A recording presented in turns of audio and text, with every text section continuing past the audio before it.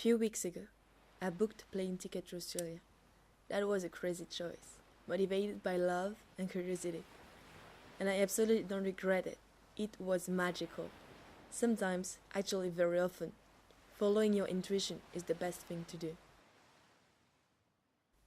I was thinking about making a video with images of the beautiful region of New South Wales, talking about the good vibes of Byron Bay, the beauty of the landscapes and nature around there, the waves, the forests, all these sites being protected areas. How awesome!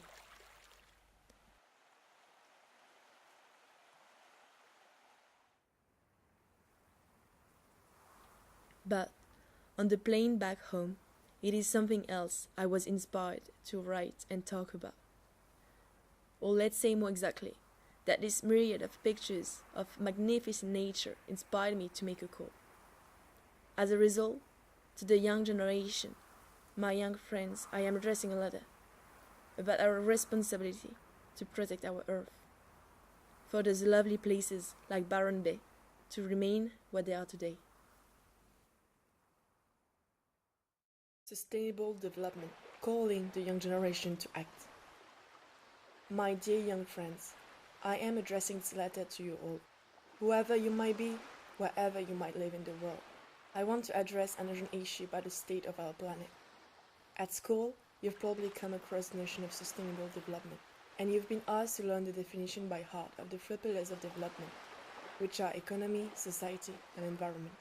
Well, you probably remember the last part of the definition, which is something similar to this, stating that sustainable development should meet present needs without endangering those of the future generation.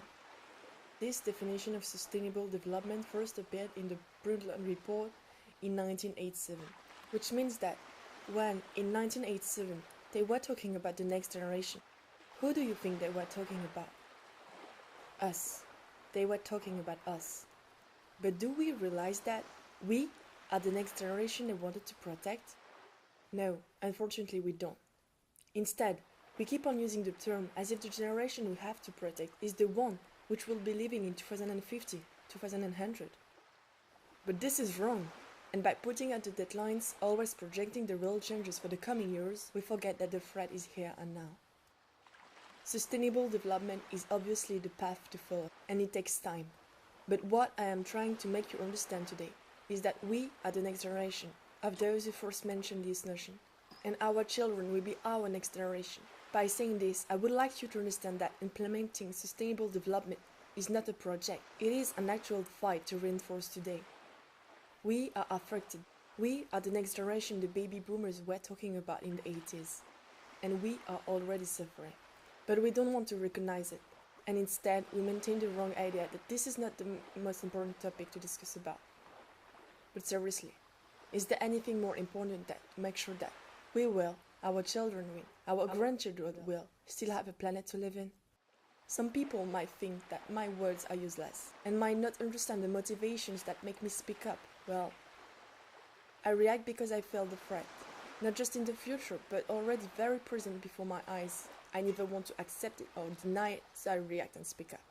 Why do I mean when I say that we are directly affected? Scientific numbers and researchers about the climate change consequences on our everyday life and economy are numerous, and can be found easily online, in books, in your university's publications.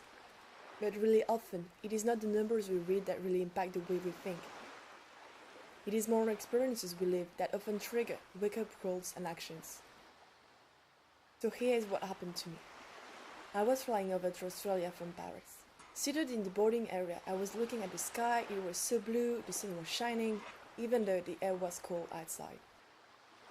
After getting into the plane, I was excited, patiently waiting for the takeoff that would enable us to admire the beautiful landscape of the city from the sky. We took off, and nothing. I was not feeling anything but disgust. The sky, that was blue and clear and inspiring from the ground, was not anymore. The city was just covered with a grey, disgusting smog that prevented us from distinguishing the skyscrapers from everything else. I really felt bad, not only because the daydreamer I am would be deprived from an inspiring view of Paris, but also mainly because it made me realize that I 10 million people live there in that smog, breathing what should be called pollutants and not oxygen anymore. And this is an example in 1,000. We, humans, have an anthropocentric conception, believing that we are the center of the world and our environment is secondary.